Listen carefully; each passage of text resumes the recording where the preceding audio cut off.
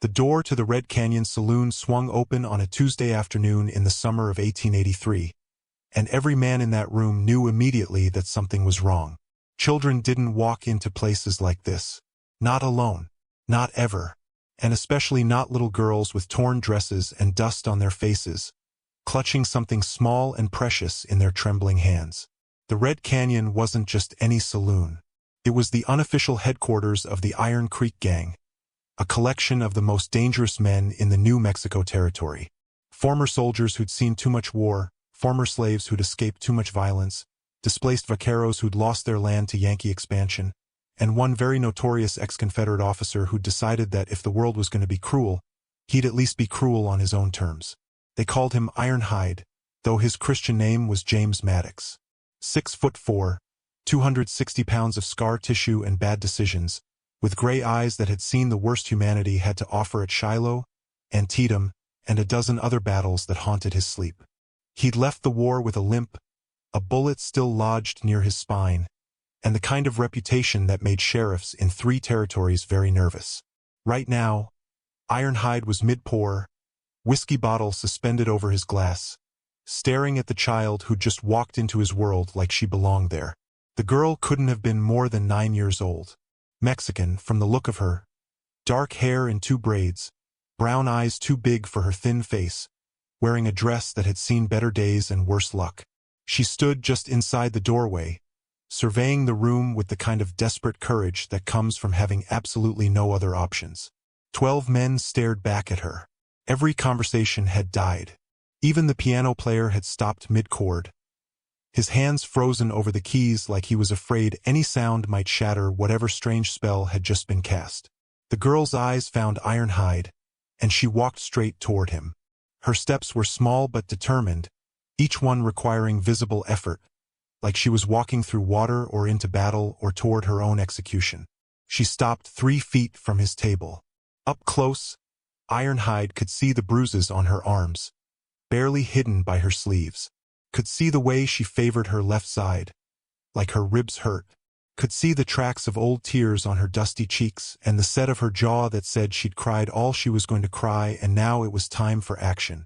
"Mister," she said, her voice small but clear, carrying in the silent room. "Will you save my mother's life for $5 in gold?" She held out her hand. In her palm lay 5 gold dollar coins, clutched so tightly they'd left red marks on her skin. Ironhide had been shot, stabbed, beaten, and left for dead more times than he could count. He'd charged into cannon fire at Gettysburg. He'd faced down lynch mobs and angry posses and men who wanted him dead with a passion that bordered on religious fervor. But nothing in his 43 years had prepared him for the sight of a 9-year-old girl offering him everything she had in the world to save her mother. He set the whiskey bottle down very carefully. "What's your name, little one?" "Esperanza," she whispered. "Esperanza Morales." "Esperanza," Ironhide repeated, his rough voice somehow gentle. "Where's your mother now?" "With Doc Harrison. She's dying."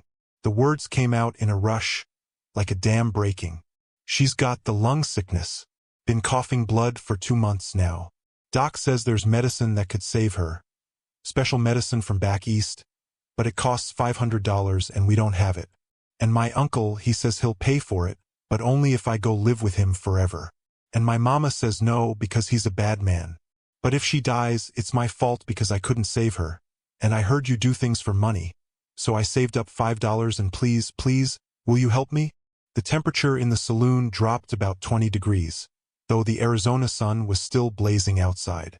Every man in that room knew what bad man meant when a 9-year-old said it with that particular kind of trembling in her voice. They'd all seen it before in different forms in different places. Some of them had even failed to stop it when they should have. A man named Josiah, once a slave in Georgia, now a free man with a gun and a score to settle with the world, stood up from the poker table in the corner. "Where's this uncle now, child?" "Outside in his carriage," Esperanza said. "He brought me here. Said outlaws would just laugh at me and take my money. Said I needed to learn that the world doesn't help people like us. That nobody helps Mexicans for free. That I should stop being stupid and come live with him so Mama can have her medicine. A Mexican vaquero named Santiago moved to the window and looked out. Sure enough, a fancy black carriage sat in the dusty street, pulled by horses too expensive for an honest man's wages. The driver, clearly the uncle, was smoking a cigar, checking his pocket watch, looking bored and confident. "Confident bastard," Santiago muttered in Spanish. "Or stupid," replied a Chinese man named Wei Chun, who'd survived 3 years of railroad work that had killed most of his crew. "Maybe both." Ironhide knelt down, his bad knee protesting, until he was eye level with Esperanza. His scarred face, a souvenir from a bayonet at Cold Harbor, usually made children cry. But Esperanza met his eyes without flinching. "Your uncle brought you here," Ironhide said slowly, "to a saloon full of outlaws in the middle of the afternoon." Esperanza nodded. "He said he wanted me to learn a lesson, that nobody helps people for free, that the world is cruel and I need to understand that before I agree to come live with him." The silence in the saloon was the kind that comes before violence. Every man in that room understood exactly what kind of lesson Esperanza's uncle really planned to teach her, and it had nothing to do with the world's cruelty and everything to do with his own. "What's Doc Harrison saying about your mother?" Ironhide asked, his voice still gentle despite the rage building in his chest. "He says without the medicine she's got maybe 2 weeks. With it she might live, maybe even get better. But the medicine special comes from some hospital in Boston. Costs $500 just for the medicine, not counting what it costs to have it sent out here by express coach. $500. Fortune. More money than most frontier families saw in 5 years. A woman's voice cut through the tension. "Bring her to the back room. Now." Red Annie, once a brothel girl in Denver, now a saloon owner who'd killed 3 men who tried to treat her like property, gestured from the doorway to the private room behind the bar. She was Irish, flame-haired, and had a scar across her throat from the man who tried to kill her and failed spectacularly. "You stay with me, little sparrow," Red Annie said to Esperanza. "The men need to talk to your uncle." Esperanza looked uncertain, her fingers tightening on her 5 gold coins. "Keep your money," Ironhide said quietly. "We'll help you. But first, we need to have a conversation with the man outside." "He'll get mad," Esperanza whispered. "When he gets mad, he—" She stopped, touching her ribs where the bruises were. The men saw. They saw the bruises, the way she'd stopped herself, the fear in her eyes. They saw everything they needed to see. "Go with Annie," Ironhide ordered, standing up with a wince. "Josiah, Santiago, Way, Carlos outside.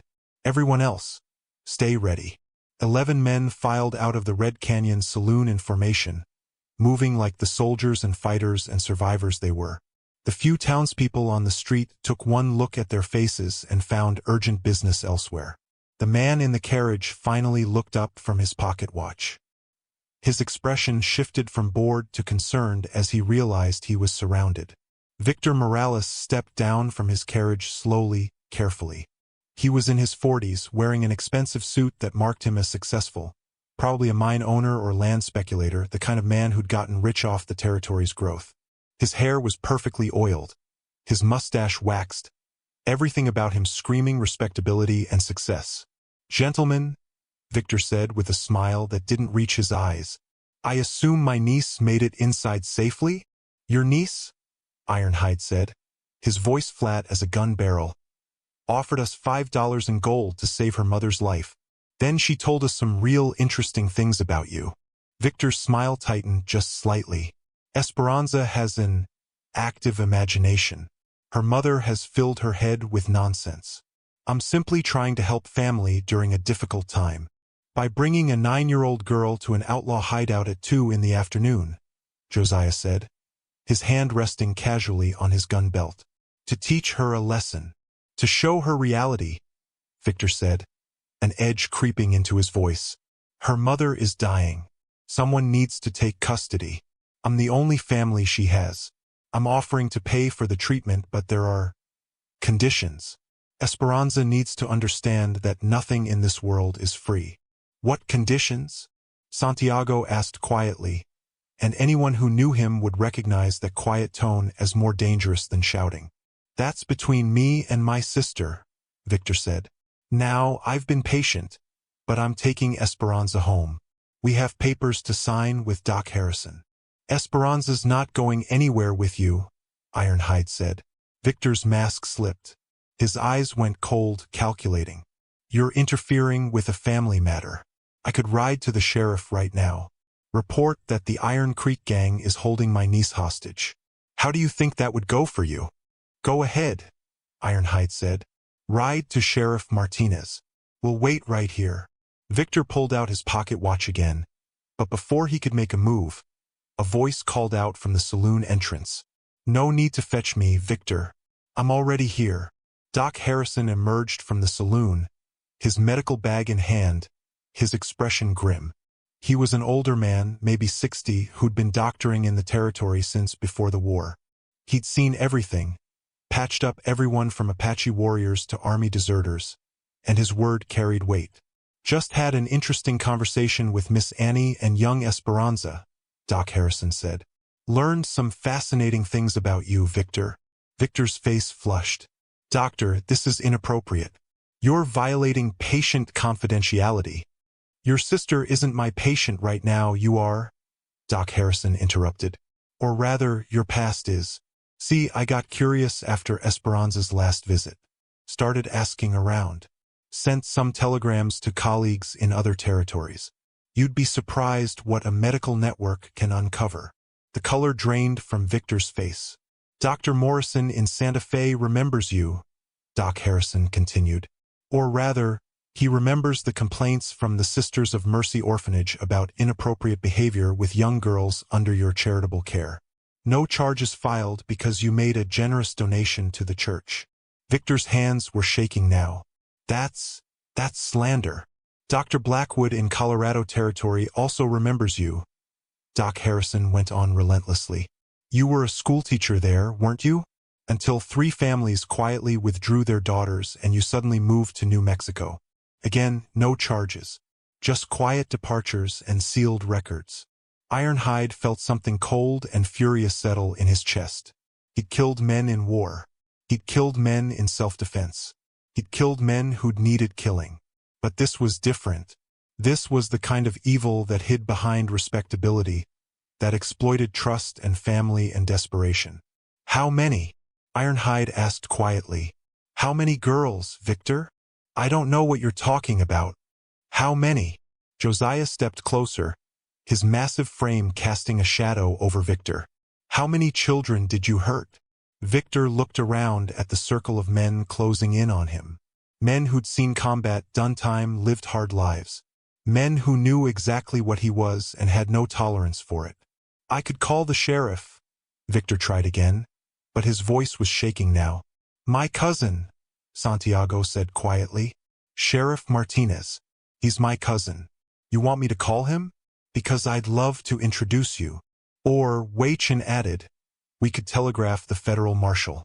He's very interested in men who prey on children across territorial lines. That makes it a federal crime, you know? Victor was sweating now despite the afternoon shade. This is extortion. No, Ironhide said. Extortion is what you did to Esperanza's mother, offering to save her life only if she hands over her daughter to a predator. What we're doing is giving you a choice. He stepped closer, close enough that Victor had to look up to meet his eyes. You have 2 options, Ironhide said, his voice carrying the kind of quiet certainty that had once ordered men into battle. Option 1. You get in your fancy carriage right now and leave. You disappear from the Morales family's life permanently. You never contact them, never come near them, never even think about them again. You vanish from this territory like you vanished from Colorado and Santa Fe. Victor's jaw clenched. And option 2? Option 2, Josiah said, cracking his knuckles. We have a longer conversation, the kind that involves Sheriff Martinez, federal marshals, and telegrams to every family you've ever helped. The kind that ends with you in a territorial prison explaining to other inmates exactly what you did to children. The silence stretched. A dust devil spun through the street, catching scraps of paper and tumbleweeds. Prison's hard on men like you, Santiago added conversationally. Prisoners, they don't like child predators. Tend to have accidents. Bad ones. Victor looked at each man in turn, seeing no mercy, no hesitation, just cold certainty. These weren't men who bluffed.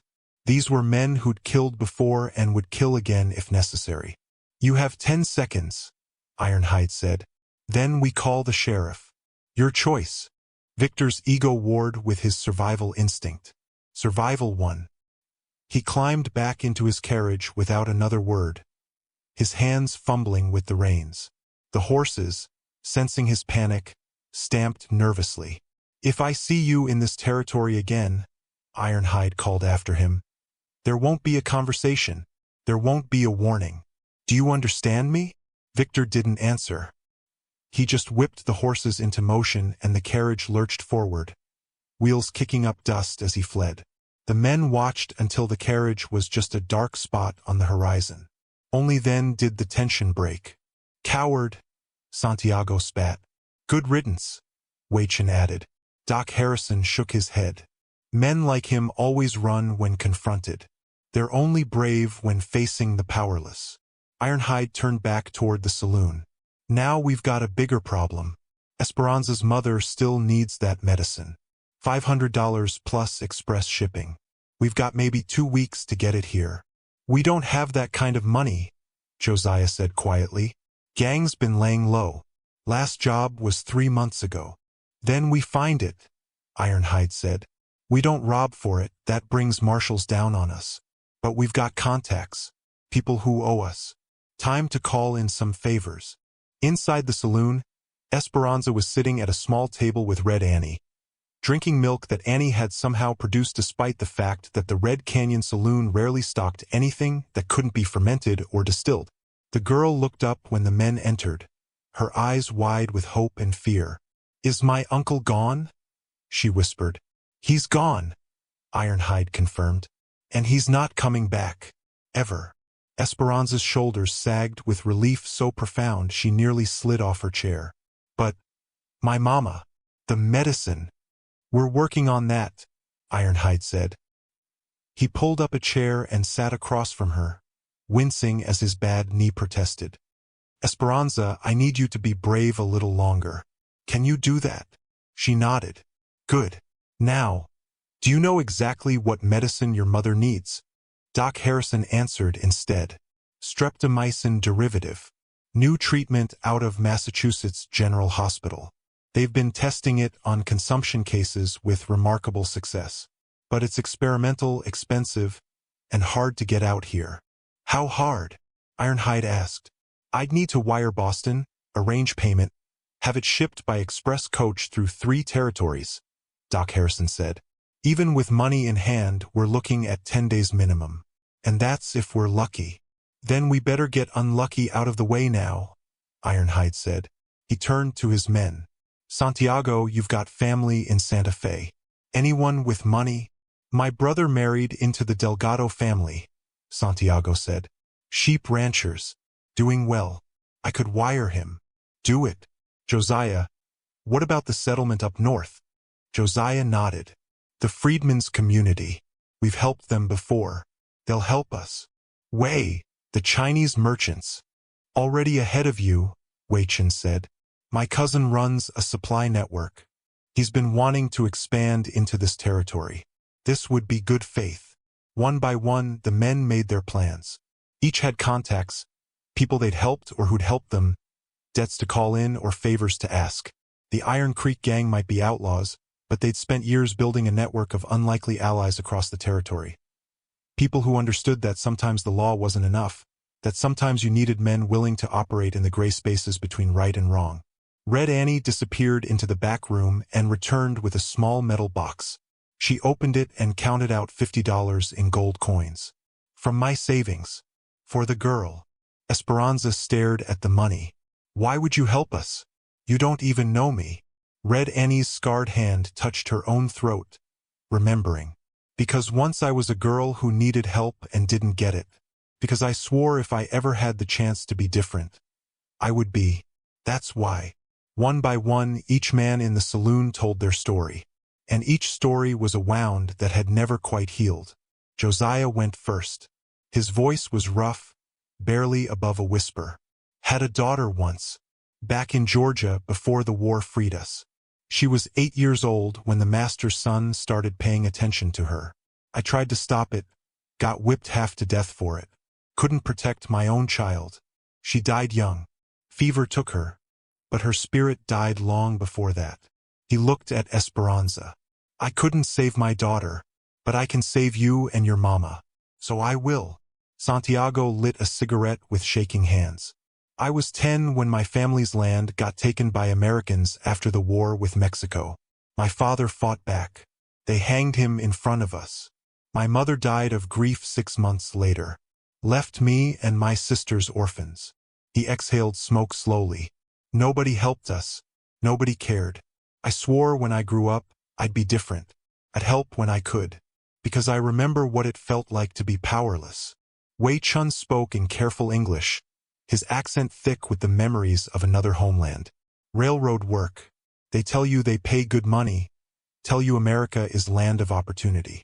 They don't tell you about the dynamite, the cave-ins, the bosses who treat you like you're not human.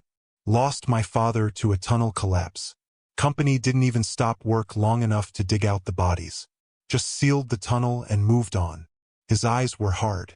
They had money for dynamite. They had money for rails. But no money to send my father's body home to his family. I learned then that rich men don't help unless there's profit in it. We're not rich, but we can still help. Because that's what makes us human. An Irish man named Connor spoke up, his brogue thick. Lost my mother to the fever ships coming from Ireland. Ship's doctor had medicine, but only for paying passengers. We were in steerage, poor Catholic trash, he called us.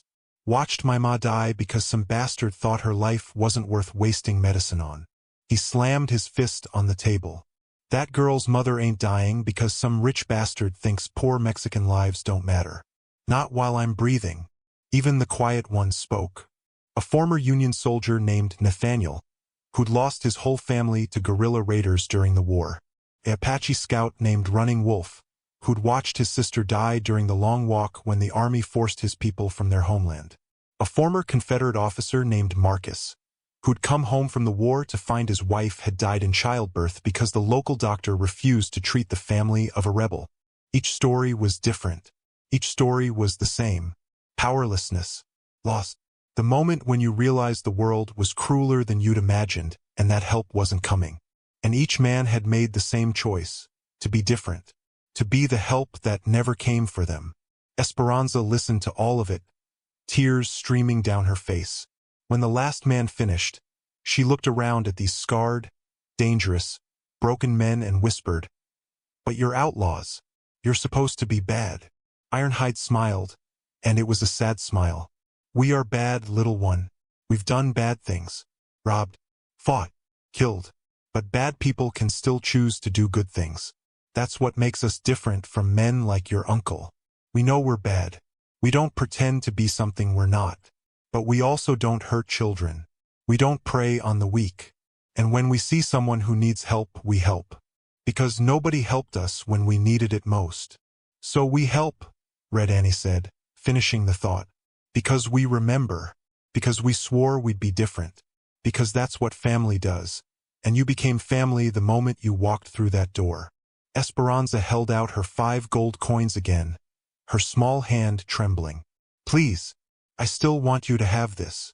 Ironhide looked at those coins. A child's life savings, probably earned doing chores, selling small items, scraping together pennies for months. He thought about the weight of them, not in gold but in hope. He took them gently. "You know what we're going to do with this money, Esperanza?"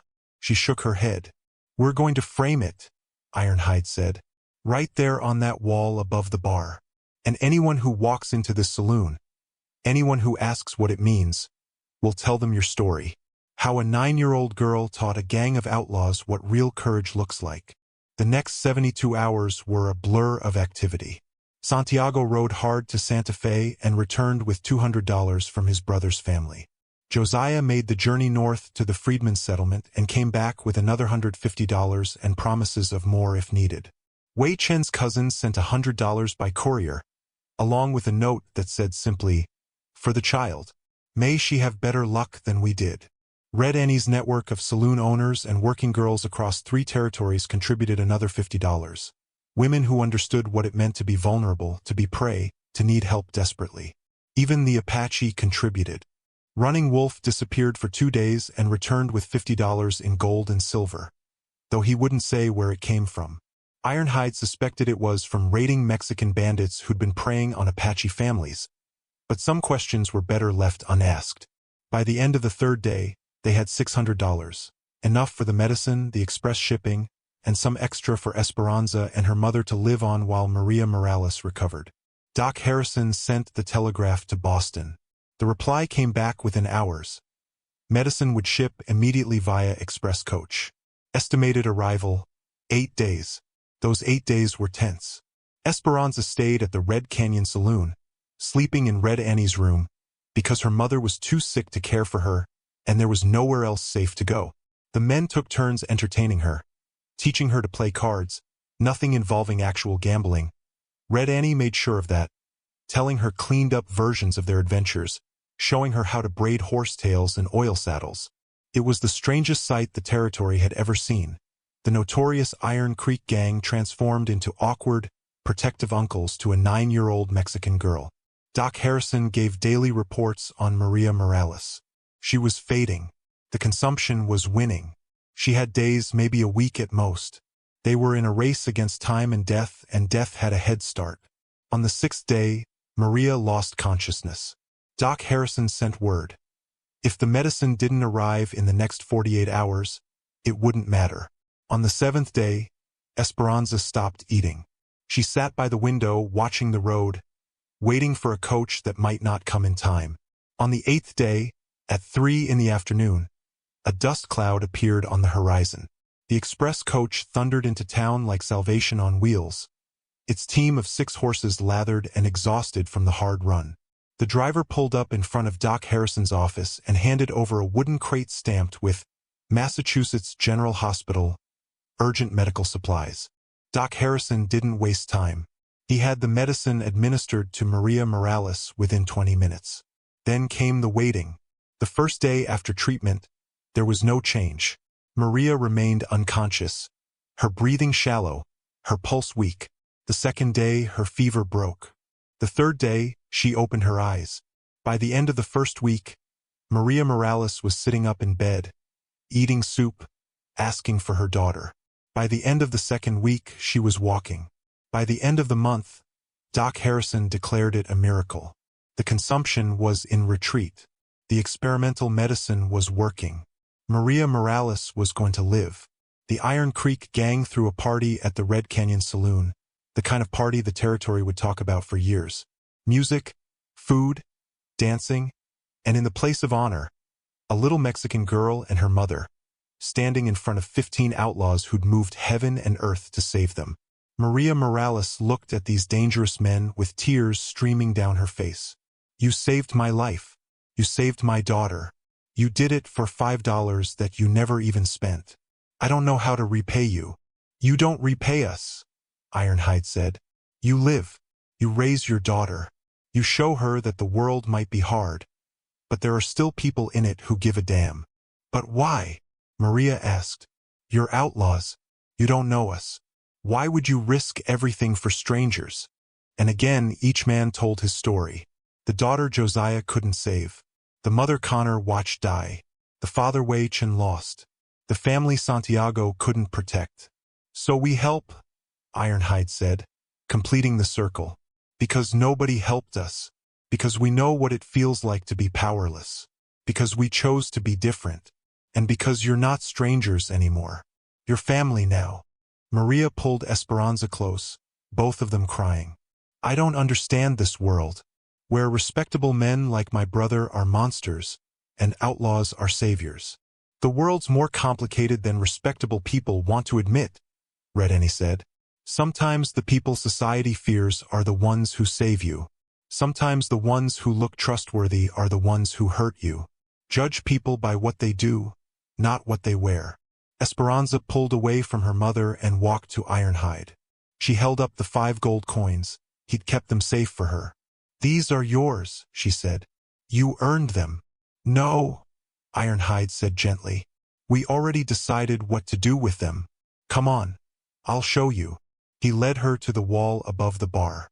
There, in a simple wooden frame, sat 5 gold dollar coins mounted on red velvet. Below them, a brass plate read, $5 in gold offered by Esperanza Morales. Age 9 to save her mother's life summer 1883. This is the price of courage. Esperanza stared at it, then at Ironhide. "It's beautiful. It's a reminder," Ironhide said, "to everyone who walks through that door, that courage isn't about being fearless. It's about being terrified and doing what needs doing anyway. You taught us that." The 5 gold coins stayed on that wall, and word spread. Within a month, a young woman with a black eye and a baby in her arms walked into the Red Canyon Saloon. "I heard you help people," she said. "I heard about the girl and the $5. My husband, he hurts us. I need help." "You've got it," Red Annie said immediately. "Boys, we need a safe house by sundown." Within 6 months, the Iron Creek Gang had helped 8 more families. Battered wives, endangered children, families being exploited by land speculators and corrupt officials. The gang's reputation evolved. They were still dangerous, still outlaws, but they'd become something else too. Protectors. The territorial governor tried to figure out how to handle them. They were criminals, technically, but they were also solving problems that the law couldn't or wouldn't touch. Eventually, an unofficial understanding was reached. The Iron Creek Gang could operate as long as they didn't rob banks or kill lawmen, and in return, they'd use their influence to keep the peace in the parts of the territory where official law didn't quite reach. It wasn't legal. It wasn't official. But it worked. Esperanza grew up in that world. She watched her mother recover fully, watched as the community that had saved them continued to grow and evolve. When she was 16, she started helping Red Annie run the saloon. When she was 20, she opened a school for children from families that couldn't afford education. When she was 25, she married Santiago's nephew and started a family of her own. She never forgot the $5 or what they represented, or the men who'd shown her that outlaws could have honor and that sometimes the world's judgment was exactly wrong. Years later, when Ironhide was in his 60s and his bad knee had turned into 2 bad knees and a back that creaked like an old barn, Esperanza brought her own daughter to meet him. "This is Sophia," Esperanza said, introducing a bright-eyed 6-year-old. "Sophia, this is Mr. Maddox. He's the man I told you about, the one who saved your grandmother." Sophia looked up at the grizzled old outlaw with his scarred face and gray hair and asked the question children always asked, "Are you really a bad man?" Ironhide laughed, a sound like rocks tumbling down a mountain. "I've done bad things, little one, plenty of them, but I've also tried to do some good. World's not divided into good people and bad people. We're all just people trying to figure out which choice to make next." He pointed to the frame on the wall, still hanging above the bar after all these years. "You see those coins? Your grandmother gave those to me when she was not much older than you. They taught me something important." "What?" Sophia asked. "That the value of something isn't in what it costs," Ironhide said. "It's in what it means."